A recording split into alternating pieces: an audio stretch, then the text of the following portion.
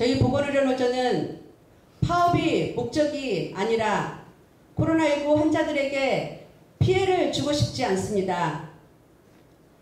그러나 더 이상 버틸 수가 없습니다. 코로나19 최전선의 의료 인력들은 이번 파업이 사직의 꿈을 접을 수 있는 마지막 희망이라고 말하고 있습니다.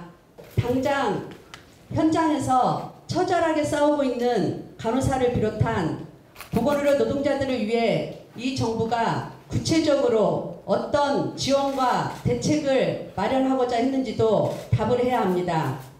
8대 핵심 과제에 대해 2차례 마라톤 교섭을 통해 상당 부분 의견을 좁힌 것은 노조도 최대한 파업까지 가지 않고 타결하기 위한 진정성의 발로였습니다. 그런데도 지금 이 순간까지도 합의되지 못하고 남은 5개 핵심 과제는 노조가 파업에 이르지 않기 위해 반드시 해결되어야 하는 핵심 과제임을 누누이 강조해왔던 것입니다.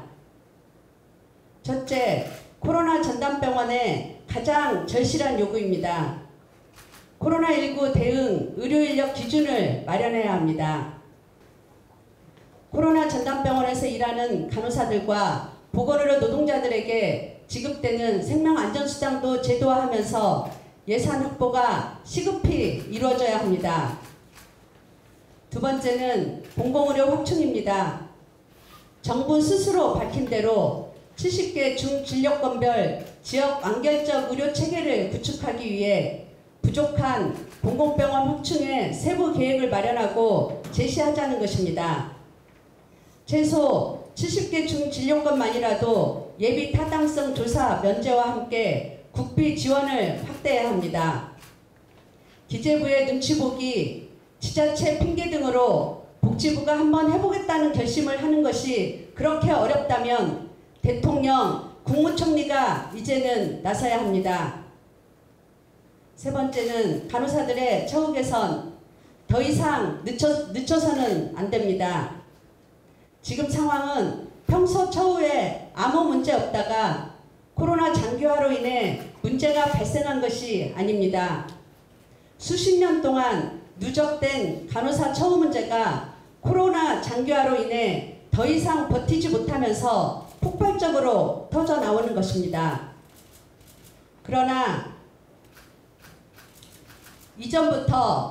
코로나 이전부터도 열악한 근무 환경으로 악명 높은 간호사들의 노동 조건을 개선하고 간호 서비스의 질을 향상하기 위해 이제는 미국 1:5, 일본 1:7처럼 간호사 대비 환자 비율을 법제화하여 환자 보는 비율을 대폭 낮추고 최악의 병원 반근무 교대제를 규칙적이고 예측 가능한 교대제로 개선해야 합니다. 네 번째는 지난 3년간 신규 간호사 이직률을 개선하는 데 크게 도움이 되었던 교육 전담 간호사 제도를 전면 확대해야 합니다. 복지부 스스로 사업 과정에서 좋은 평가를 받았다는 이 제도 확대가 대규모 인력 이동으로 확대 시행을 신중히 고려해야 한다거나 재정당국의 반대로 재원 마련이 어려워 시행하기 어렵다는 등의 주장만 반복하고 있습니다. 다섯 번째, 간호사 처우 개선과 직결된 야간 간호료 등 지원이 그간 지역별, 규모별 차등되고 있어 형평성을 제고하기 위해 전체로 확대하자는 제안도 지극히 정상적이고 합리적인 요구임에도 불구하고 이 역시도 논의하기 어렵다고 여태 어떠한 진전도 이루지 못하고 있습니다.